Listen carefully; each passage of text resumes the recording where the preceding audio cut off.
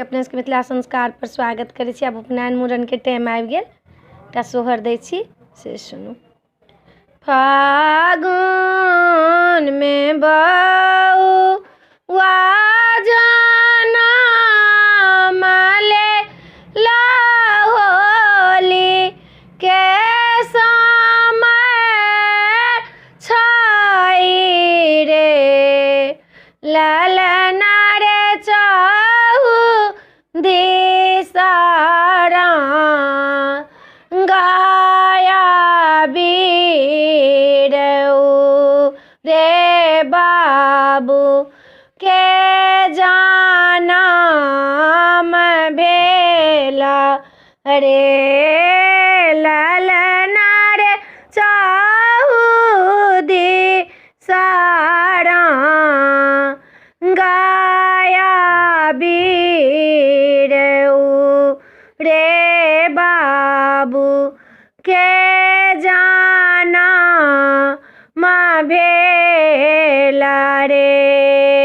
फगुआ के पुआ सन के गालया छी गोरे रे बदन छानी रे, ललना रे डोका जाका नैना मोरा बाबू के देखते बड़ा सुंदर रे, ललना रे डोका जाका नैना मोरा बाबू के देखत बड़ा सुंदर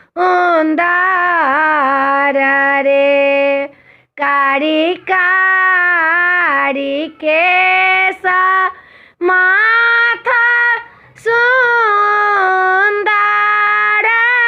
लंबा लंबा हाथ पैर रे, ललना रे कृष्णा समान बाबू छथिन देखत बड़ा सुंदर रे। ससुरा सुनाला मन खुशी भेला, सासु हारा खीत भेला रे, ललना रे नदी नाचत घरा ओला भैया सब धैया ले बड़े सुराही दासा सोहर गा ओला गाबी कासु ना ओला रे, ललना रे चाहू साखिली गेला फूला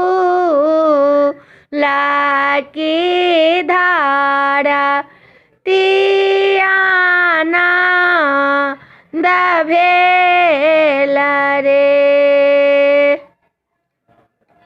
वीडियो में अच्छा ला अपने सबके सोहर निक लागत तो चैनल के सब्सक्राइब करे के नहीं बिसरबे, सब्सक्राइब जरूर करबे, लाइक करबे, कहबे जरूर। जय मिथिला, जय माता जी।